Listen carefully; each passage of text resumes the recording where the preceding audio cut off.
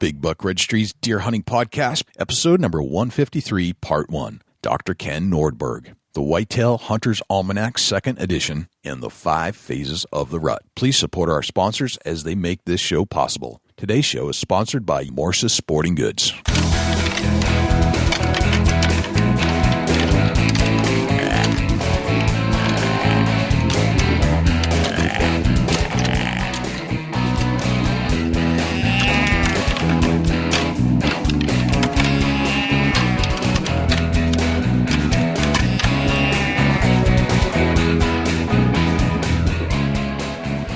Big Buck Registry is a virtual museum of hunting stories. We preserve a piece of Americana by interviewing and recording hunters about their hunts and experiences from across the country. And who knows, maybe we'll learn a thing or two along the way that'll help us take our hunt to the next level. Hey everyone, it's Eva Shockey. You're about to listen to another great episode of Big Buck Registry's Deer Hunting Podcast. Hi, this is Jean McFall, finalist of Extreme Huntress from Boise, Idaho. You are about to listen to one of my favorite hunting podcasts of all time, the Big Buck Registry's Big Buck Deer Hunting Podcast. This is Milo Hansen, and you're listening to the Big Buck Registry, the Big Buck Podcast. Welcome to the Big Buck Registry's Deer Hunting Podcast. I'm psyched that you're joining us again and tuning in for 1 hour. There's nothing I enjoy more than having your ear for an hour to showcase some of the best deer hunting news and information that you can possibly get. So I can't thank you enough again for pushing play on your audio device. And I also want to let you know that my good friend Dusty Phillips is here from Ohio, tuning in right now on his microphone. What's going on, Dusty? Hey everybody, what's happening? Just a great day to be on Mike J and another great podcast to come to all the listeners. It certainly has. Today's show is fantastic. Our guest is probably one of the most notable, well-recognized, and well-written guests we've ever had on the show. And I would say that if you were paying attention to the books that were written about deer hunting in the 80s, this is your guy. We're talking to Dr. Ken Nordberg, and we go deep. And we this is a 2-hour interview, but we're only going to release the first hour this week, and the next week you want to tune in to the second piece where we cover phases 2 through 5 of the rut that he talks about in his famous book, The Whitetail Hunter's Almanac, edition number 2. So stay tuned for next week for that. It's an unbelievable interview. It really is, Jay. It's we break the rut down probably farther than we ever have. No question about it. And he does that too. And if you're not familiar with his work, he started writing about whitetail hunting back in the 80s, early 80s. In fact, the second edition was released in 1989. He had a first edition that was released, I think, the year before that. He's since produced over 9 almanacs, and the 10th is in production right now. And that's supposed to be the one that brings it all together. And I didn't realize this when I started reading it after Dave Pribby, who's the person that turned me on to this, actually gave me all his almanacs to borrow. I have to return them. But from the first one through the 8th one, there's a 9th and now a 10th coming out. They are connected. So the second is like that. The first half, as Doc tells us, that's like half of what you need to know about buck hunting. The second piece is in Almanac number 4, and I'm going to try to get through the rest of them. I've only gone through number 2 so far, but after listening to this interview, you'll have a good gauge on what these books are about. And we can't cover everything in the book because we'd be here for, I don't know how long, a couple months. We cover and touch on the points that I think will make it useful for you to listen to the show. And if you want more information beyond that, you can go and find these books. Some of the earlier editions are on occasion available on eBay, but some of the later ones are still available at Doc's website. So what I think we should do, Dusty, is get to the Deer News with Jim Keller, and then we'll get right to Dr. Ken Nordberg, because the information is so rich and useful for the hunter, the deer hunter, pretty much all across the country, but definitely in the northern part of the United States. Yeah, it's just amazing. Hours logged and time spent studying the deer. It's absolutely amazing, and it's a show you're going to enjoy. Before we turn to Jim Keller, I just want to give a shout out to Michael for sending in some feedback. He writes, "Hey guys, just wanted to say I'm a big fan of the podcast. I'm a self-taught hunter and started in spring of 2013. I started listening to the podcast that summer. I've tagged out on turkeys every year and have a pretty good success with at least one deer every year and 2 bucks this past season. No one in my family hunts, so I started around 35 years old. I am now teaching my niece and nephews and my little 5-year-old with my limited knowledge. Your podcast has helped me greatly, and I appreciate that. But as Dusty found out, Northeast deer woods are different than so much of the rest of the country. I'm from Southeast Massachusetts. I would love to hear more from Northeast hunters, get down to the different aspects of our hunting. I've listened to every show you have on here and just want more for the local boys. Great job, guys. I look forward to every Saturday morning. Thanks to Michael for sending that in. And you know what, Mike? We're going to see what we can do about that. So stay tuned for future episodes where we'll cover a little more of the Northeast. Let's turn to Jim Keller with the Deer News. For the Big Buck Registry, this is Jim Keller with the Deer News. Our first story, ScentLok wins lawsuit in federal court. This article was reported by the Deer and Deer Hunting website. On May 19, 2016, a 7-member jury in Michigan found Robinson Outdoor Products, the manufacturers of ScentLok, liable for making false advertising statements about its Trinity hunting apparel. The jury found that Robinson's false advertising was willful. In 2013, Robinson began selling Trinity hunting apparel and launched an extensive national advertising campaign. That campaign argued that carbon was obsolete and claimed that Trinity absorbed up to 40% more odor than carbon and up to 200% more odor than zeolite. During the lawsuit, the jury found that this 40-200 comparison claim, along with additional ads containing carbon comparisons dating back to 2012, were false. The jury also found that Robinson's false advertising was willful. Robinson knew its ad claims were false or misleading, but made them nevertheless. Founded in 1992, ScentLok uses patented activated carbon technology at its core for odor absorption. Its carbon alloy hunting apparel uses a combination of activated carbon, treated carbon, and zeolite to absorb odors and beat the noses of big game. ScentLok Technologies, headquartered in Muskegon, Michigan, is a leading manufacturer of performance outdoor and casual odor control apparel, footwear, and equipment. ScentLok is a subsidiary of ALS Enterprises, which also markets and distributes hardcore hunting clothing and bone collector hunting clothing.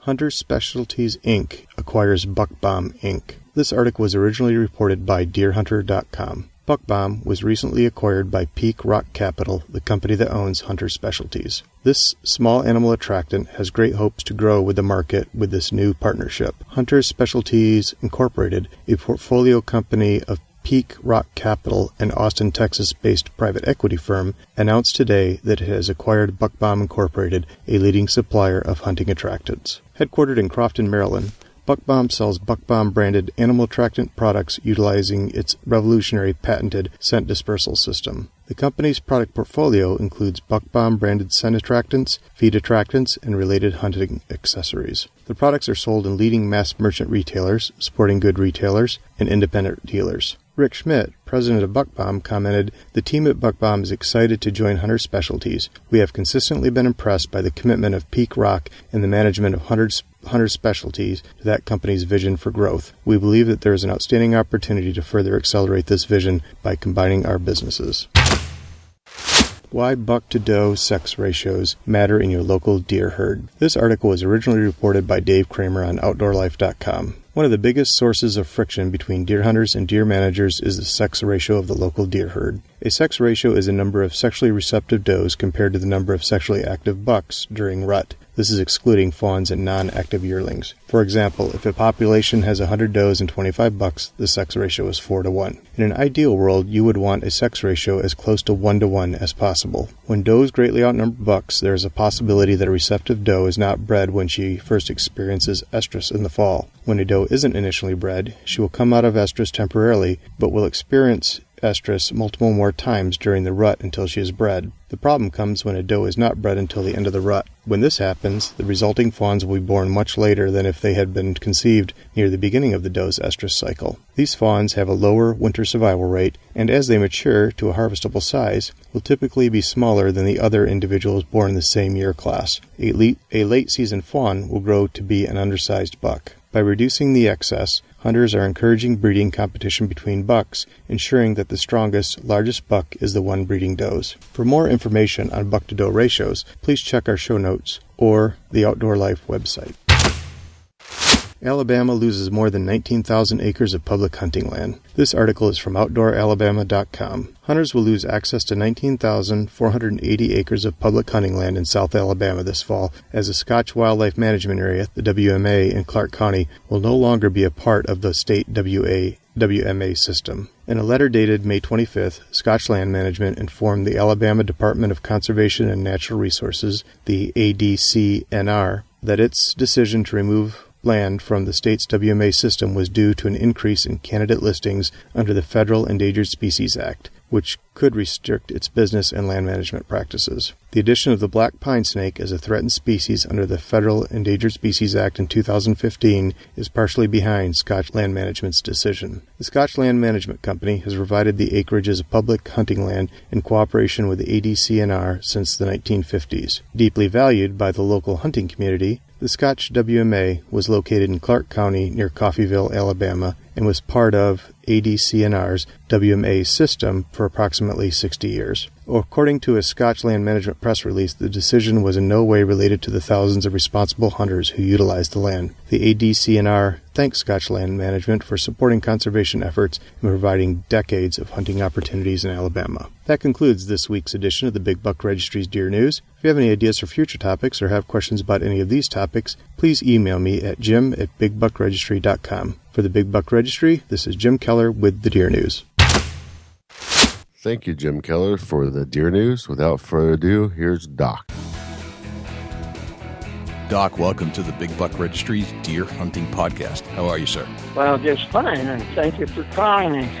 It's been a long time coming. You've been on our radar for some time, and a good friend of mine named Dave, and I'm sure Dave is listening to this right now, suggested that we study your works a little more closely, because he's a student of your work and has read, I think, every almanac you ever put out.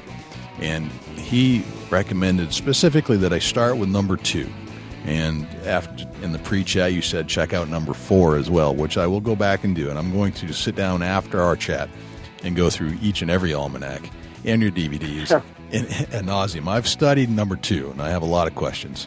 So I was wondering if I could pick your brain a little bit tonight, specifically about edition number 2. Okay. By the way, in number 2, the research that went into writing that book went back to 1970. And what I wrote about the whitetail rut, that book deals specifically with the whitetail rut, was the first ever.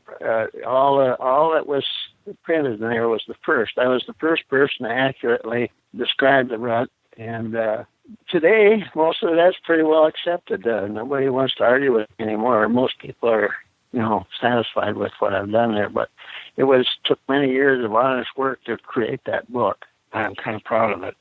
Well, that's good. I have to say, everybody I talk to touts it as one of the Bibles, or if not the Bible, of deer hunting. And so definitely, you've done your homework. And if I'm not mistaken, and this edition was launched, and I think it's 1989.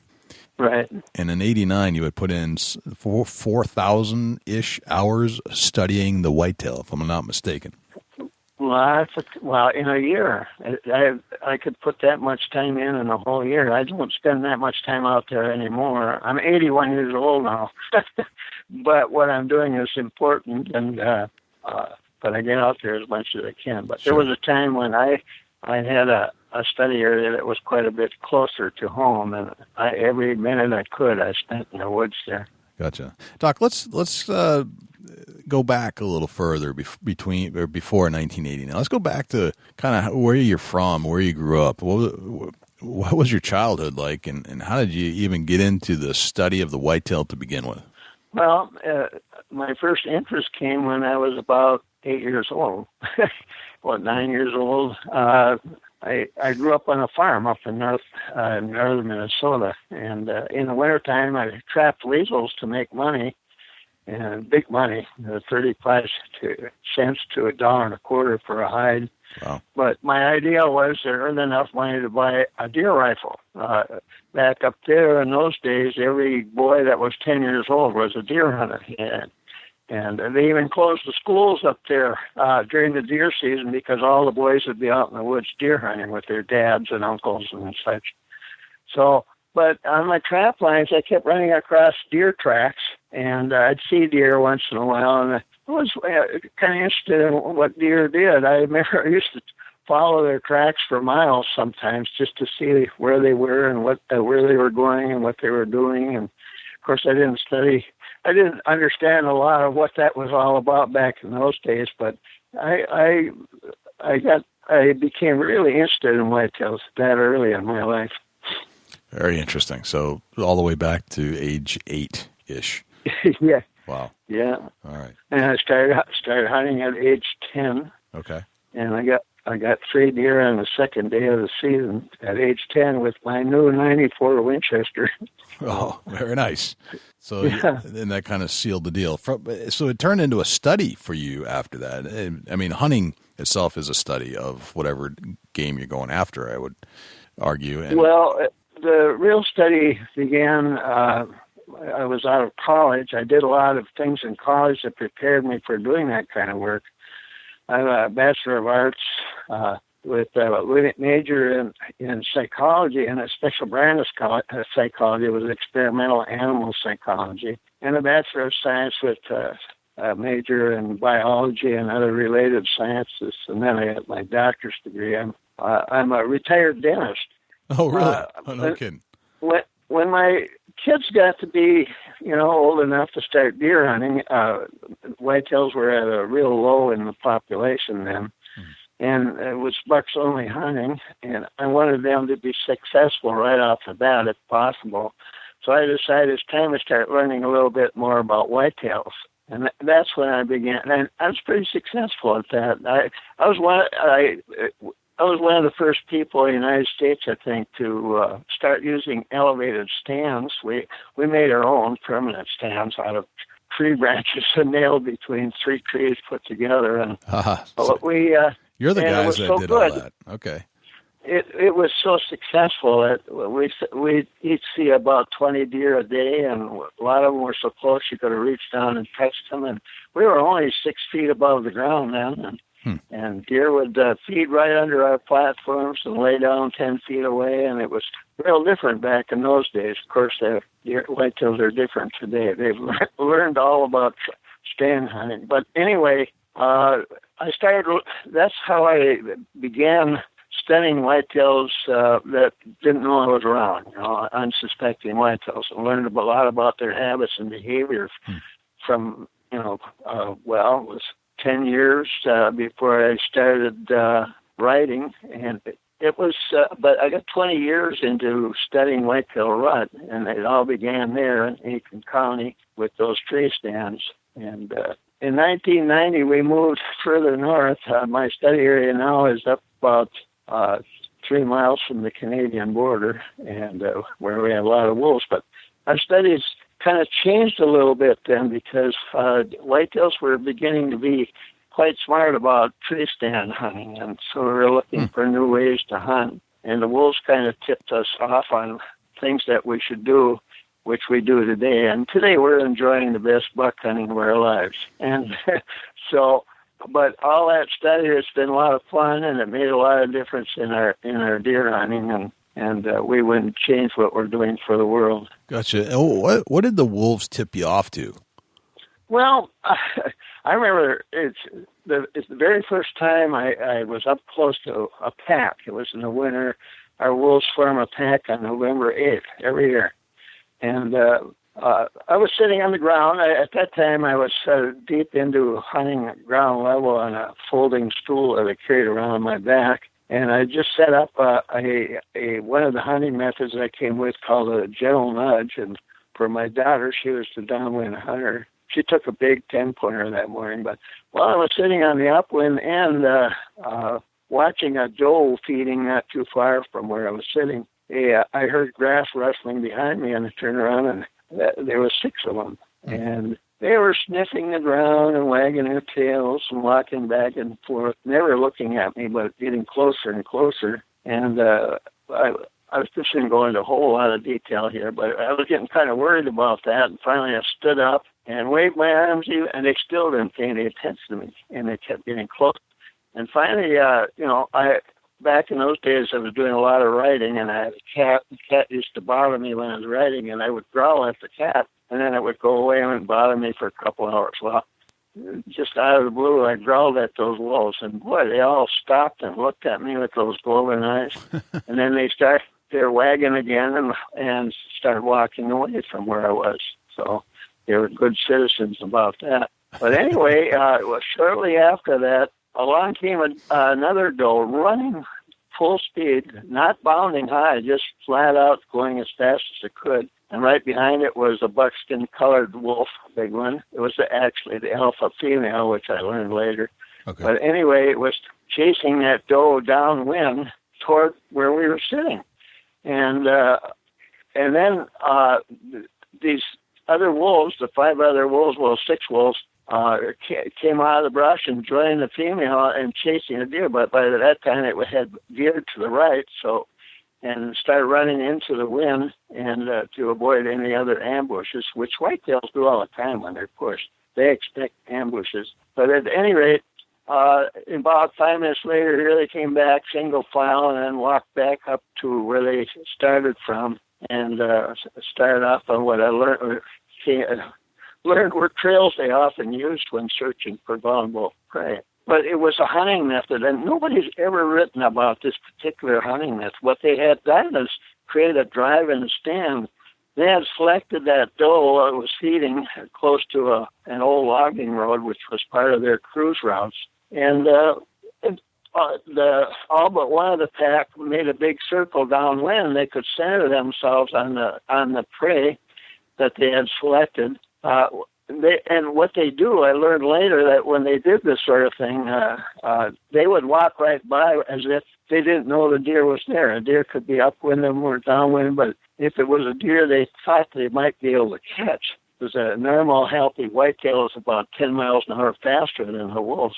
Well, anyway, so they continue on past the deer, looking straight ahead, not turning their head, just walking at a moderate pace along a straight line until they're out of sight. And then they set up this hut, and the pack goes to the downwind side of the selected prey, and one of the alpha male or female sneaks back, comes at them from a crosswind, tries to get close to that prey as close as possible. And then usually they're spotted before they're close enough to be able to get a hold of them. They start running, and it's that alpha wolf's job to chase them downwind toward the other wolves waiting downwind. And then when you hear them coming, and the wolves hear them coming, and I heard them coming, and the wolves kind of spread out. And if that deer had kept going in a straight line toward where I was, those wolves would have gotten them. But I kind of had goofed up their hunt. They aren't always successful when they do this, but I remember afterwards I was thinking, wouldn't it be nice if us hunters could select prey like that and use this same trick, walking by them without looking around at moderate pace, nonstop, along a fairly straight line, but there's a deer over here on my left or on my right or wherever, and years later, my wife and I photographed a lot of deer in northern Minnesota, especially in the wintering areas. A great big one up on Long Lake, north shore of Lake Superior. And we used that same technique. We'd spot them ahead with binoculars, and they were on one side or the other of the trail, and either bedded or feeding. And we used that same trick, walking nonstop, heads pointed straight ahead, acting as if we didn't know they were there. And they would stay put, and we'd have our cameras all preset, and then all of a sudden at the right place, so we'd stop, turn, and get pictures, and we got some beautiful whitetail pictures doing that sort of thing.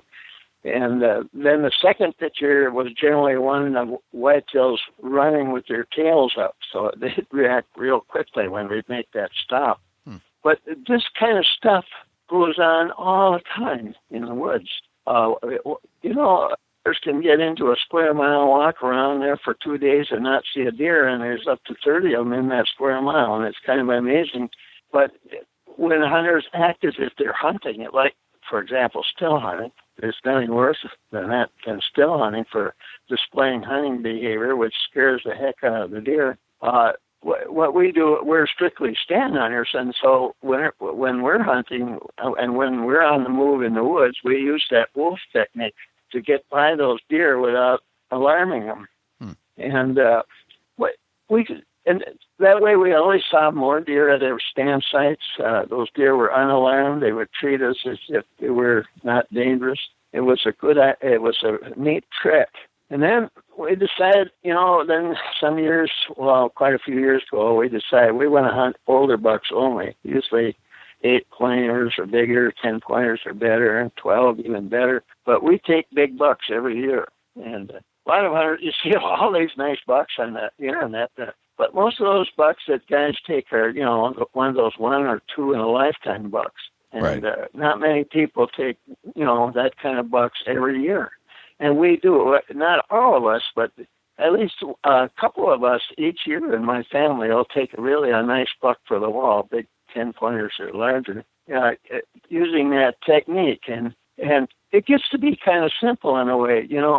If you're going to hunt bucks, rather than go out in the woods and pick a stand site, which you're going to be stuck with, you put a portable up there, and they're hard to move around without alarming any deer that might be near. Right. So you're kind of stuck with that, and if the wind direction is right, you're stuck with that too. But we hunt at ground level with these folding stools, and we hunt where the bucks are. That sounds crazy, I suppose, but what we do, we key on their tracks. All the does in Minnesota, all across the northern tier of states, probably where you are as well, have tracks that are about 3 inches long. And and everything smaller is like yearlings and fawns. Everything larger is bucks, antlered bucks, mature bucks. Yearling bucks have the same size tracks as does. But anytime we find a track that's 3.5 to 4 inches, that's a buck we want to take, especially the one that has 4 inches. And if those tracks are really fresh, and it takes a little practice to decide whether one is fresh or not. But fresh tracks of an unalarmed deer. If it wasn't trotting or fawning, well, then that deer is near. That buck isn't very far from where you are. And, you might not see it in the first half of the day hunting, but it's going to be back in that area until it finds you, and then it's not going to come there for maybe a week or so again. But at any rate, and it doesn't always work, but it works often enough so that my hunting partners and I do really well. This is the way we key on big bucks, and of course there's more to it than that, hunting at ground level. And but instead of trying to lure bucks to a stand site with food plots or whatever, apples and corn like they do in Wisconsin and the East Coast, I know in Virginia they had the feeders, and the deer get wise to those things in time. And after a couple of years, everybody's complaining about not seeing any big bucks. But at any rate, if you hunt where they are rather than where you'd like them to be, then all of a sudden your odds for taking mature bucks go way up. And a good buck hunter who uses this technique will take mature bucks 8 out of 10 years. And I've got one son who takes one every year, except last year. It's first time in way back into the 70s since he didn't take a buck. But at any rate, it's really a great way to hunt, and I've been trying real hard to teach people to do this. But I remember back in the 1980s, I put on seminars all over the country, even at LL Bean and all over. All the shows, Buckarama down at Atlanta and places like that. But anyway, I remember back in the early 80s, I was telling people, if you want to take big bucks, you got to hunt from tree stands. And these people, they come to, well, you never get me up in a tree. Things like that. Well, today I tell them, if you want to really be a regularly successful buck hunter, you got to hunt at ground level. It's a whole new game. Because, you got to be pretty skilled at this kind of thing. But most of the bucks we take within 50 yards, and some of them are only 10 yards away. And one of my sons even took one 3 feet away one year. But there's a lot more to hunting bucks at ground level without them knowing that you're there. But it's a lot easier to do actually than hunting from tree stands. But it's a whole new way of hunting that's really exciting, and it gives the hunter a chance to be more selective in what he wants to hunt. If you want to hunt does, you can only get a doe spring. Then you stick with the 3-inch tracks. Take those adult does, or maybe a smaller 2.5-inch tracks. Take yearling does, but you can be selective just by learning that. When I mentioned my 4th edition, that's all that is it's a book about all deer signs and what they mean. Okay. And if you after you do a lot of measuring of deer tracks with your little steel tape, which is a valuable tool if you're going to be a buck hunter, you can be really selective on the deer you hunt. Always hunt. It's our rule. Always hunt with an easy shooting range, downwind or crosswind, of very fresh tracks of the kind of deer you want to take. Always. And you can't do that with a tree stand, but you can do it with a stool that you carry around your back. Sit down. You can take it back, and you can go out and scout before deer season. And if you're going to do a really good job of it, you almost have to do it at least 2 weeks before the season, because those big bucks can be, you're not doing a good job of scouting unless you spook some big bucks. And they might be kind of shy about that. They've been around a while. They've been surviving quite a few years of hunting by humans.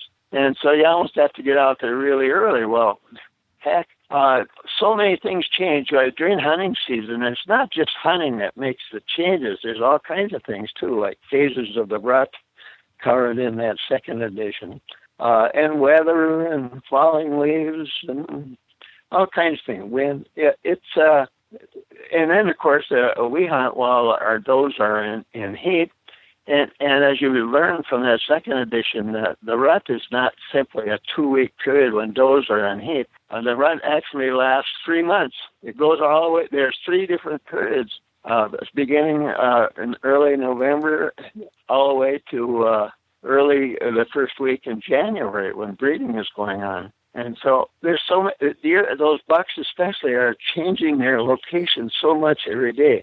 But it doesn't matter. The way we hunt, we're always close to them. And that really greatly improves our odds of taking them, and especially when does are in heat. We spend a lot of time around very fresh tracks that are 3 inches long, because if that doe that, who made the track is in heat and it wasn't alarmed, is near, or you're watching it in a feeding area, your odds of seeing a big buck showing up there are much better than almost anywhere else. Gotcha. So now I've talked a lot. Maybe you got another question. You asked me about how wolves changed it. That's right. Yes, that was the wolf question. All right. So now you know. when did you write your first book? What year was that? It was 1988. I wrote 2 books, actually. I wrote a bear book as well. Okay. I was doing bear research as well, starting in 1970, and trying to figure out how the heck to take big bears, because we'd see them at a distance down then, and most of the bears we were seeing at our bait sites were sows and young, and not really big bears, nothing over 250 pounds. And we got to be good at taking really big bears as well, but my wife kind of slowed me down, and that place in the house was full of bears, and she decided that was enough.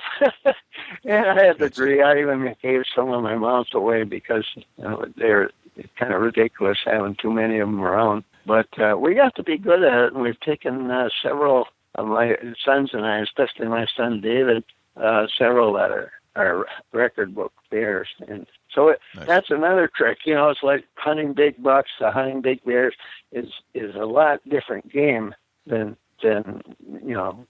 once you know how to do it, you can really improve your odds of taking big boars. But anyway, back to deer. Back to deer. All right. So the book that you wrote, the 2nd edition, that was launched in 1989. It describes 5 phases of the rut, and the phases aren't really the phases that we traditionally think of. When I read the book, it dawned on me that they're that this rut extends much longer than I ever expected.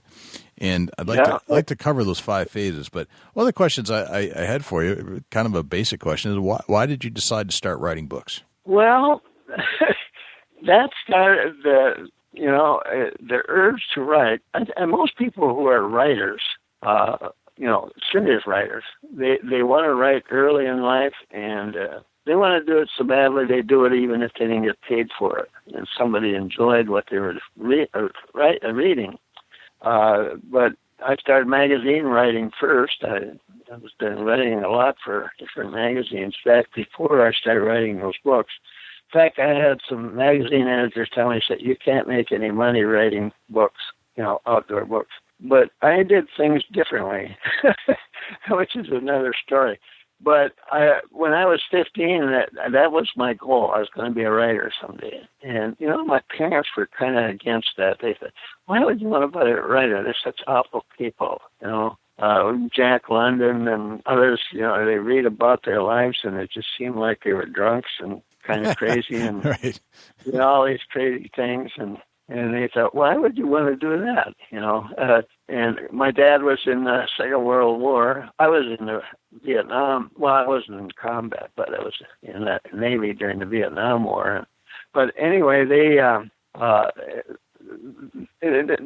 I grew up while we were just getting over the Great Depression, and my folks were determined their kids were going to really get good jobs someday. They're going to amount to something, and they wanted us to be doctors and lawyers and nurses. And my sister became a nurse, my brother became a physician, and I became a dentist, and they were all happy with that. Gotcha. But I never lost the urge to write.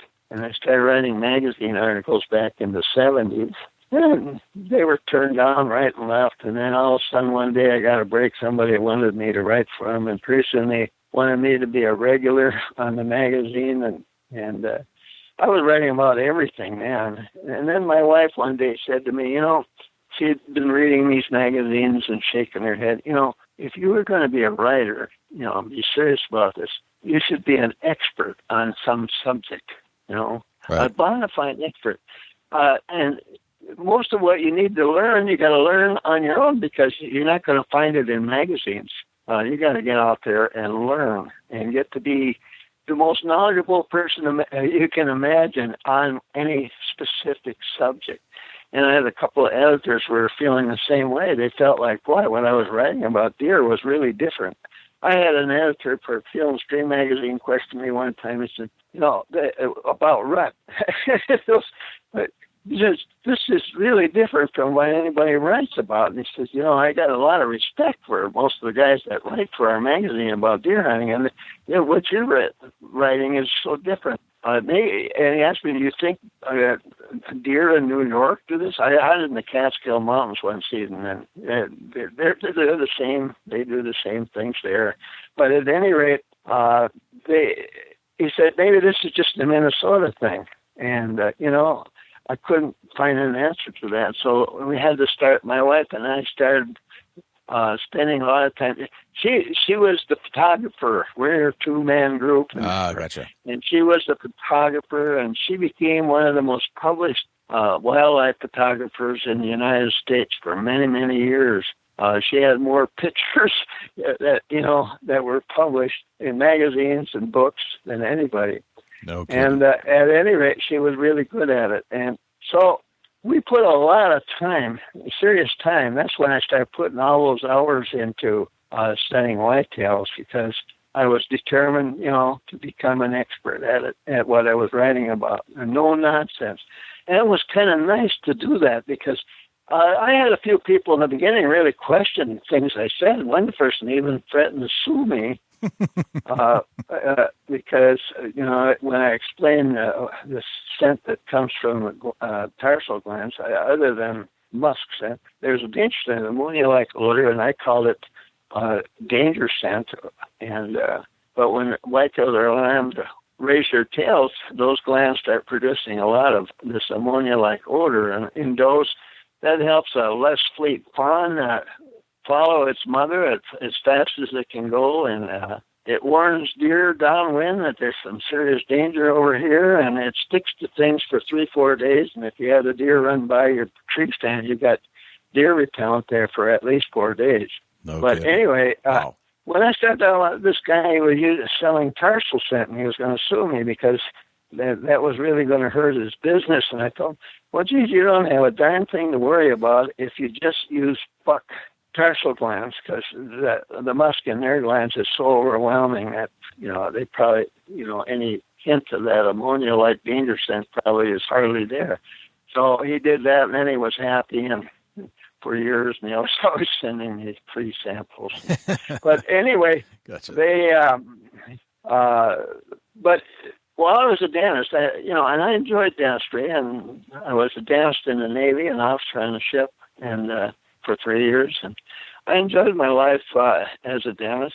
But there came a time, and I won't get into that, but where I kept thinking that, if I'm ever going to be a writer, I should just do it one of these days. And one day I decided, I sold my practice and started writing, and for a couple of years, everybody thought I was crazy. But things started working out, and I did write books that really sell. They were best-selling hunting books for 11 years. By the way, I got a 10th edition. It's about ready to publish, and it's the grandfather of all my almanacs, but that'll be probably the last one I'll ever write. But that one is getting close to being published for this year. All right, that's exciting. All right, we'll have to find that one too. So, in the book. So anyway, I'm sorry. Go ahead.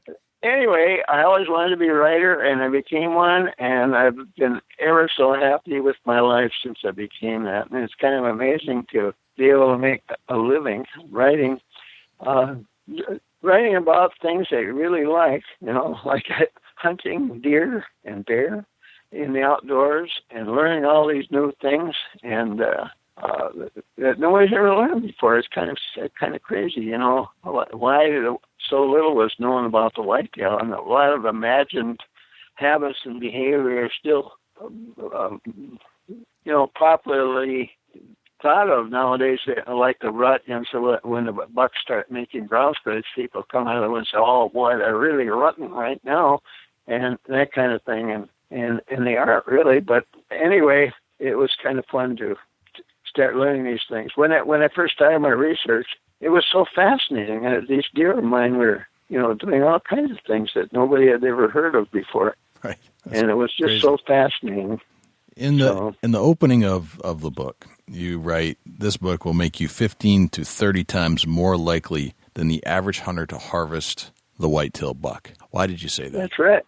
That's true. The average hunter takes only 1 or 2 bucks that he care to put on a wall in a lifetime. And the good buck hunter, the person that really understands mature bucks during these 5 phases of the rut, a good hunter in most areas where there's a good number of deer, no matter what other people are doing, can take 1 a year practically, and so that makes them up to 30 times more likely to take big bucks. Gotcha. Okay. Now you had mentioned earlier, and then we're going to get into the phase 1 here in a sec, but I wanted to talk about the steel tape measure again. You said that it's the second most important tool that you'll have with you in the woods. And first, I'd like to know a little bit more about the measuring, and then what is the number 1 tool? Well, probably your gun. That's what I would imagine. Yep. Okay. And actually, I've been doing this measuring so many years, and it's kind of today I think my most important tool is my hunting stool, my backpack hunting stool. That has that made a difference in my hunting success. And once we learn, what all the prerequisites are for success in using something like that at ground level, but so probably my steel tape would be number 3 nowadays. Number 3. So it's been bumped down one notch to number 3. But if you're gonna, if you want to hunt big bucks, you got to measure tracks, and you got to measure them to the point where you don't need to measure them. In fact, that's an important step in becoming a regularly successful buck hunter, because let's say it's deer season, and you're walking through the woods, and geez, there's a 4-inch track, and it's fresh in the snow, and boy, that's something to be excited about. And there's a few other signs to get excited about at that time too. But anyway, if you have to stop and measure it, the odds, and I've done a lot of study in snow to know this happens a lot. But if you stop to measure that track, the odds are pretty good that the deer that made the track is going to know that you stopped on their trail. And that's going to be worrisome to that deer. And especially if it's a buck, he's survived 4 or 5 seasons, and he's pretty smart about things like that.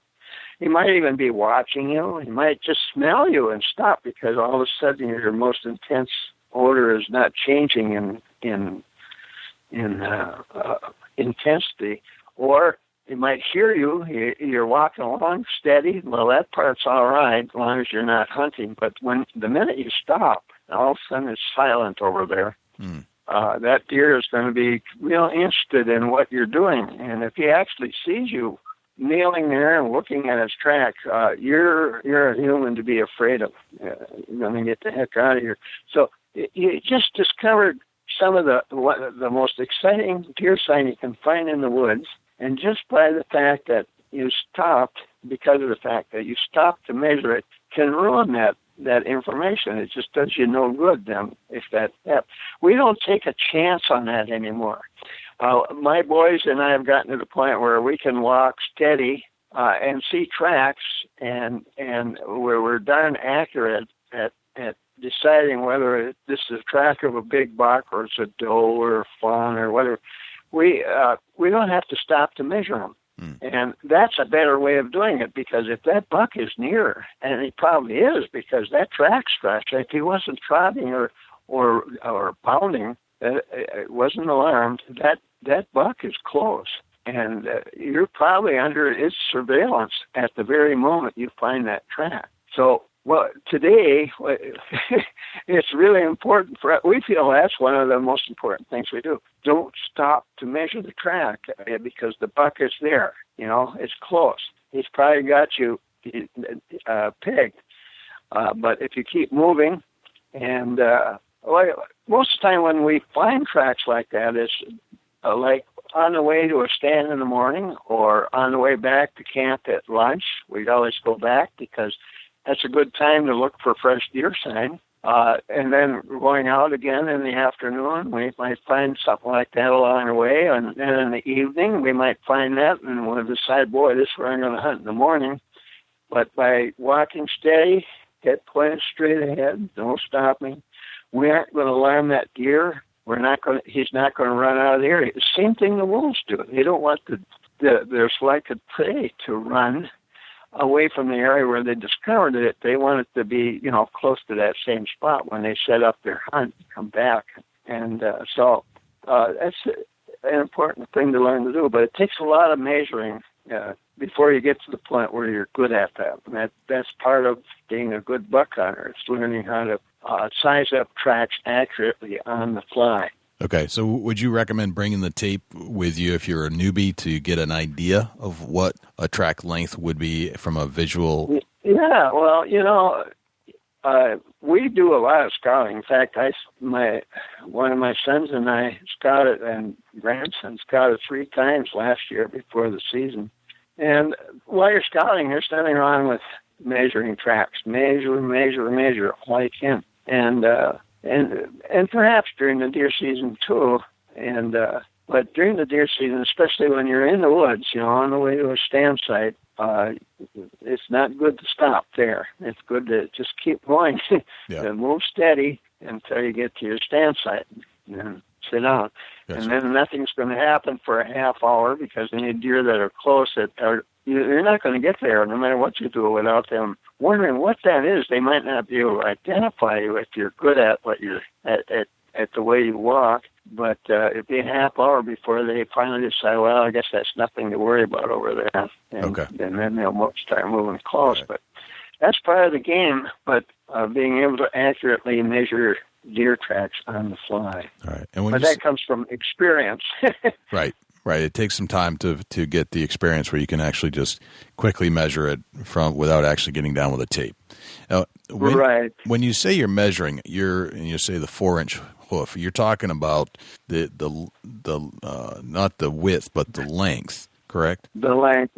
Yeah. Well, let me explain that too. I know back in at that time when I wrote that particular book, because I'm in Minnesota, we get a lot of snow up here, and we see dew clouds in the snow as well as the track. And I always felt like the longer the measurement, the more accurate you're going to be. But I've learned over the years that the track alone is enough.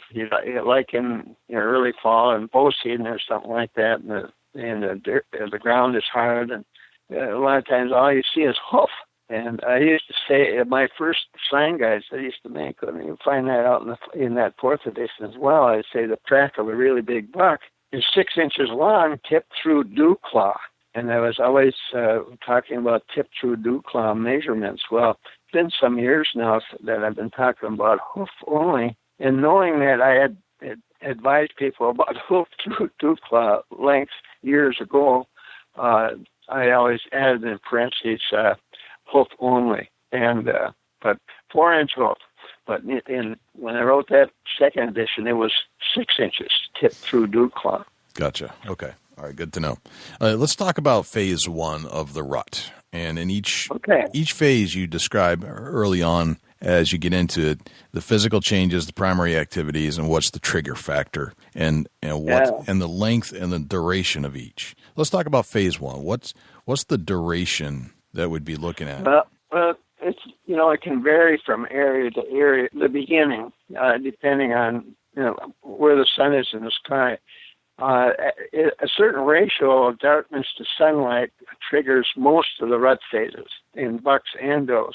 But and this is true of phase 1, but actually it's triggered already in July sometime. And it's at that time that testosterone the levels start to increase in the bloodstream of a buck, and their testicles enlarge and start producing sperm. They don't produce sperm year-round. Okay. Their necks start to enlarge on most of the older bucks. All kinds of their tarsal glands become enlarged and start producing great amounts of musk. Also, glands in their forehead, I call it scalp scent. It's a real acrid musk odor. It comes from small glands in that part of their anatomy, and that's the stuff they rub on branches overhanging ground scrapes and on antler rubs as well. But at any rate, here in Minnesota, it generally the outward signs begin at the time when bucks shed shed velvet, and they usually do that around September 1st here. Sometimes the last few days of August, and sometimes several days later in September. But most of them, it's around the 1st of September, and they shed their velvet. And the reason they do that then is because of that triggering factor. Blood flow to their developing to the velvet on their fully developed antler shuts down, and the velvet starts to rot and smell. And yellow jackets and all kinds of flies, deer flies, love that. And there's still enough feeling in the buck's velvet for a while after the blood flow shuts down, and that's a miserable time for them. Because of there's feeling in there, they're a little reluctant to rub it off, but those insects that want to eat that velvet bother them so badly that finally they just jump out of their beds and get it done, and they'll get about 80% of the velvet off, sometimes more, with their first try. And usually they work on small trees or clumps of trees because they have to get into those angles, between the tines, and they're trying to get as much of that off as they can. And then they usually run over to some low-hanging tree branches or deep grasses or other foliage and swing their antlers back and forth through that to try to take off the remaining tatters but they're usually stuck with more of them, and they're still being bothered by those insects. So it takes them usually around 3-4 days to finally fully clean off their antlers enough so that those bugs don't bother them anymore. Okay. But that's when it begins. Okay, so right around is it the August time frame that we're looking at when this stuff starts to happen, or September? Well, the testosterone starts increasing in volume way back in July, and that's triggered by. But it isn't till they shed velvet that by that time they've got enough testosterone in their blood for the older bucks. They're starting to become becoming tough customers, aggressive. As part of what they need to be a dominant breeding buck. Okay, and they start becoming. And by that time, gee, when they finally get that velvet off, and before this time, they live in fear of injuring their velvet. And if they injure their velvet, it can cause kind of crazy formations in the growth of antlers. Sometimes not only growing one, that kind of thing, which puts them at a disadvantage when it comes time to battle with other bucks to gain a higher spot in the local hierarchy of bucks in a square mile or 2 square miles. Anyway, so they don't want to have to. They don't like to run. Our northern Minnesota bucks, they spend most of their time in a very small area all summer, bedding area, and they where they aren't going to be bothered. It's off trail. There's hardly any trails at all in the region of a buck's bedding area, and they get bothered by wolves and bears or whatever. So they don't have to run. If they have to run recklessly through the woods, they're liable to injure that velvet. But once the velvet is off, well, then it's like they've been in jail all summer and all. They're free to explore the entire extent of their chosen home ranges, and time to go out and see what does are around here. And they'd be especially interested in yearling does and adult does, and where they live and what they do. And the older bucks, they've been through this.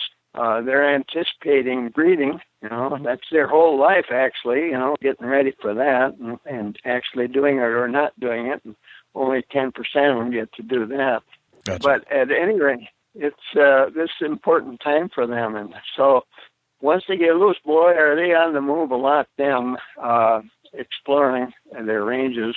And so that's kind of one of the principal activities during that phase 1 of the rut. Okay. And the reason I include that, as part of the rut is because there's got to be a definition. And I haven't, a good definition of rut is a period of sexual excitement and reproductive activity in these deer. Well, sexual excitement already starts when they shed velvet. And but then part of what they have to do is establish whether they're going to be good enough, big enough and strong enough, aggressive enough to become a dominant buck, which does most of all the breeding until about the 23rd of November when they shed their antler. But anyway, during this period, there's all kinds of changes. The neck really begins to enlarge during this period. It lasts until the first frost.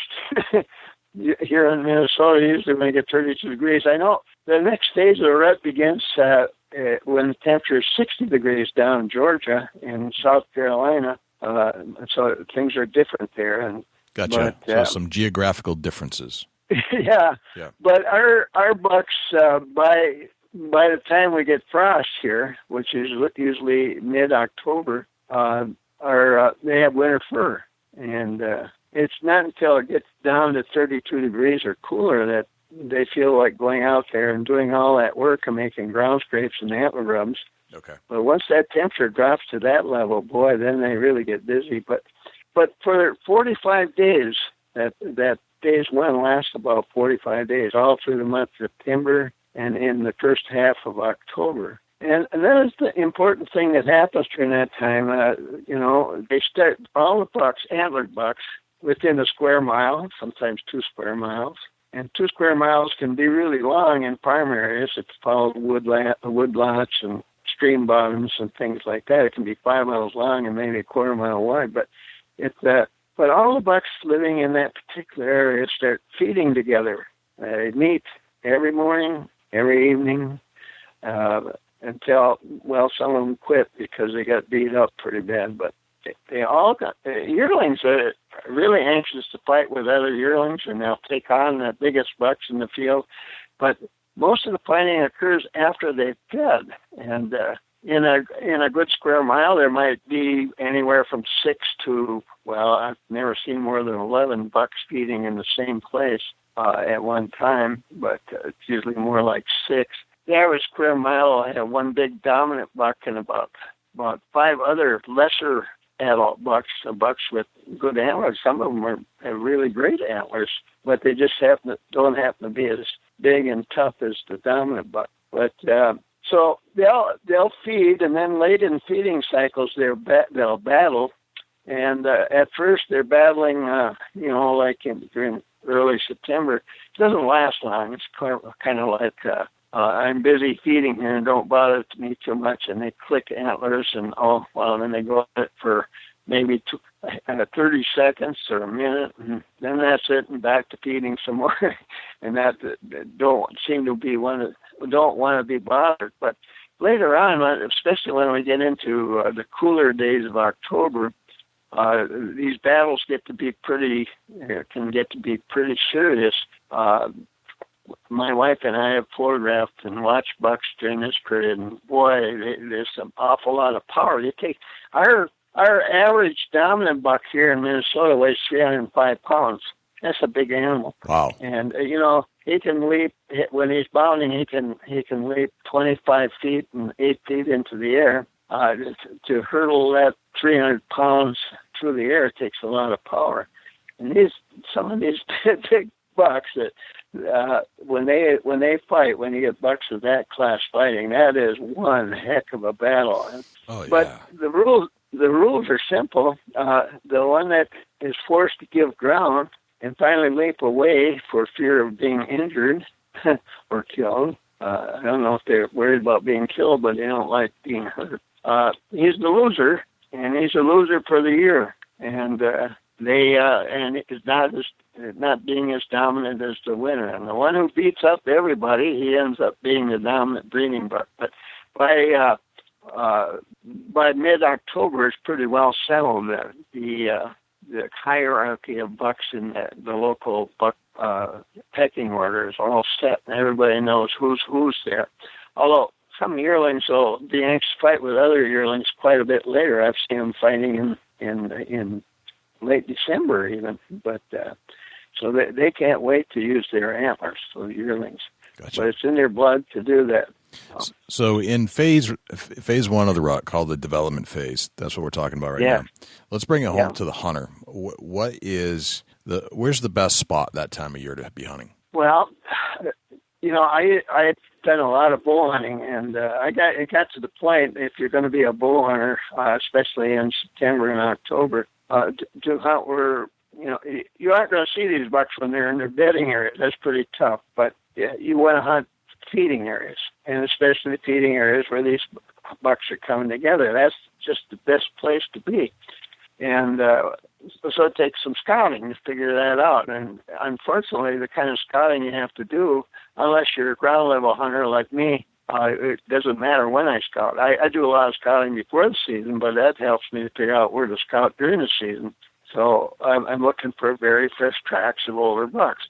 And I'm learning in my hunting area where deer feed. And in that period of the year, they're still feeding on greens, grasses and clover and all kinds of other foliage. And so you want to find those areas because it might take you a couple of years, actually, of trying to locate places like that where the bucks come together to feed and fight. But what you're looking for is patches of grounds that are all tore up where the two bucks have been fighting. And there'll be a lot of tracks there. The patches can be anywhere from 10 feet in diameter to 20 or even 30 feet in diameter. and the tracks are big, and the ground's all tore up. And that's the kind of a feeding area you want to hunt. They're not easy because, you're hunting the most wary whitetails there are when you're hunting in a place like that. Though yearlings are particular. Yearlings make yearling mistakes all the time.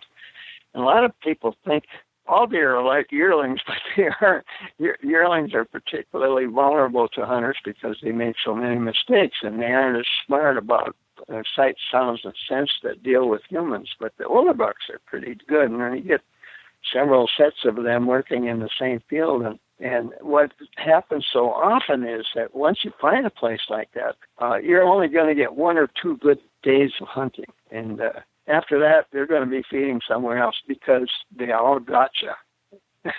Right. No matter how skilled you are, you can be 90 feet up in a tree and they're still going to get you, and probably even easier than they would if you were hunting at ground level, hunting properly at ground level. But at any rate, so you need to know where a lot of feeding areas are. But these bucks are all during that period, they're going to be willing to come together and feed in fields. Now, there can be other deer there. It can be does if they're young, other deer in the same feeding area. But you look for these patches of where they've been fighting, and then very fresh tracks. That's what you need. Now, well, it can go further than that. Very fresh droppings as well. Those bigger. Those have droppings that are about, here in Minnesota, they're a half-inch in length. There can be a puddle of them, but 89% of them will all be one size, and the most common size is the one you measure. But 3 inches doe or yearling buck, and smaller are yearling does and fawns.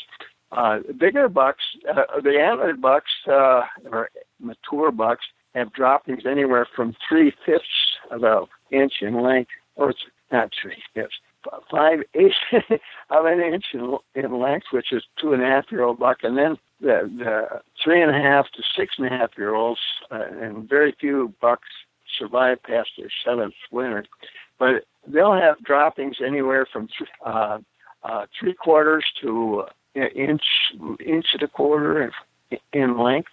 Boy, you see 7/8, 1-inch droppings out, really fresh and shiny. They look like they were just made. It's like those very fresh tracks. Sometimes, when you're scouting or hunting, you don't see many tracks because all the foliage, especially during bow season, there's so much foliage on the ground, green, and hard to find spots where you find fresh tracks, except maybe at water holes. But those droppings are just as important as tracks, and you find really big droppings, 7/8 to an inch or so. They're really shiny, and boy, those are buck droppings. And a lot of times those buck droppings are clumped, and they'll be, and be large diameter in clumps. But you measure the individual droppings in the clumps to be sure. But even buck fawns will have clump droppings in the fall. So just little 1/4-inch droppings. But that seems to be, I've had some arguments with people about that from time to time about why clump droppings are kind of a diarrhea in bucks. Okay. And I think it's because of their aggressiveness, high levels of testosterone. I don't think it's so much diet, but I think it's, in fighting, all those kind of things. I think that causes this sort of diarrhea where the droppings are clumped. And clump droppings are always buck droppings. Okay. All right. Very good to know. All right. Let's move on to phase 2 of the rut. I know we're jumping over some of this stuff, so if you're listening, you're going to have to get the book to fill in the blanks. But I want to move on to phase 2, so we have time for the listeners to kind of tune into this over the course of the time we're giving a listener to listen to this show. So let's go on to phase 2, and I'm going to have Dusty cover this. And phase 2 is the breeding range establishment.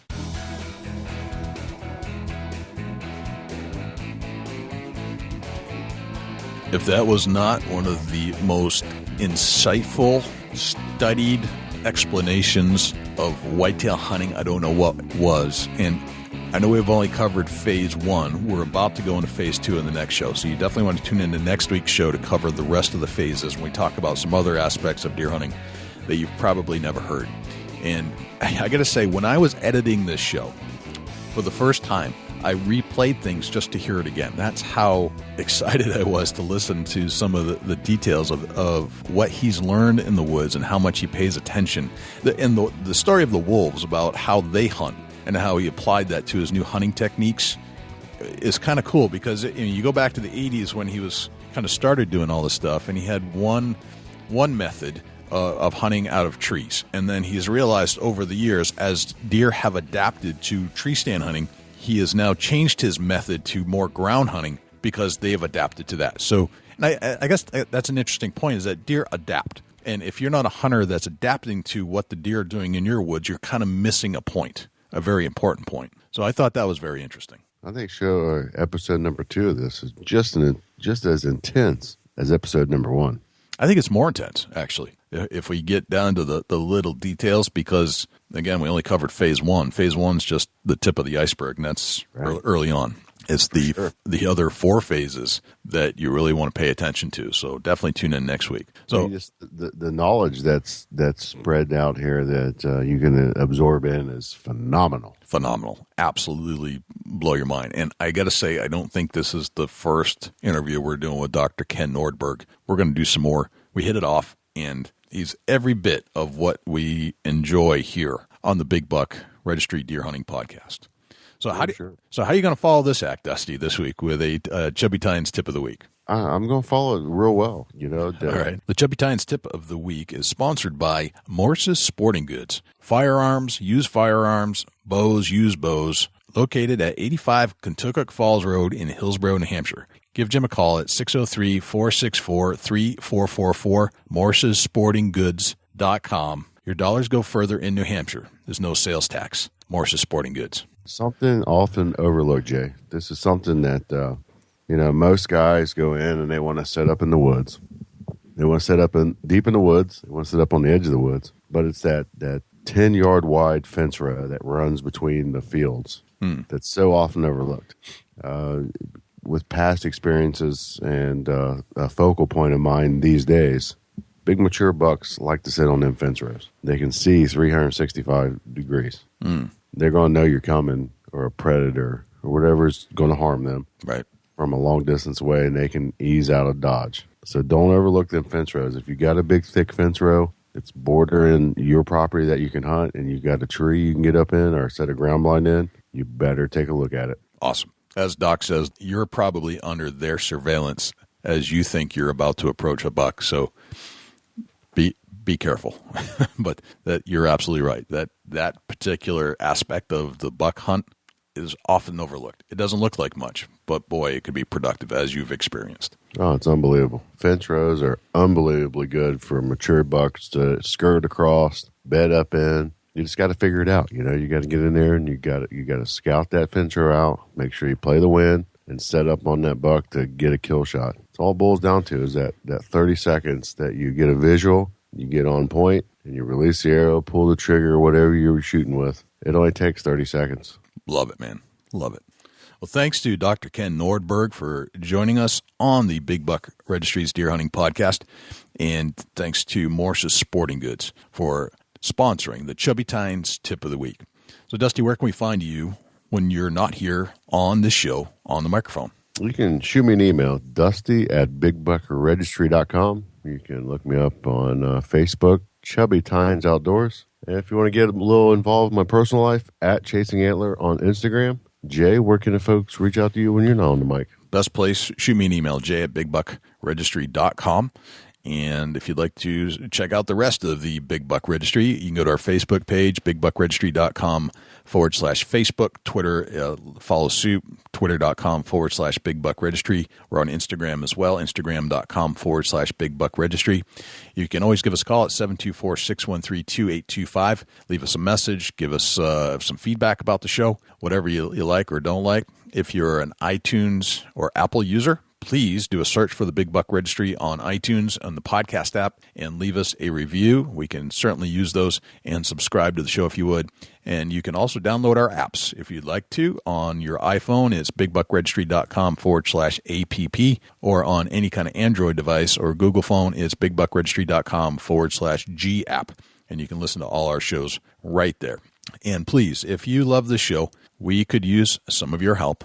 $1 or $2 a month is all we ask. And we have rewards at different levels. And you can go to bigbuckregistry.com/pledge. And all the information is right there. Well, Dusty, it's been a fantastic show. Thanks again to Dr. Ken Nordberg. And don't forget about next week, because it's coming up with another intense informational show next week as we cover part 2, phases 2 through 5 of the ride. You don't want to miss it. You do not want to miss it. I'm Jay Scott. And I'm Dusty Phillips. And this is the Big Buck Registry's Deer Hunting Podcast. We'll see you next week. Can't wait.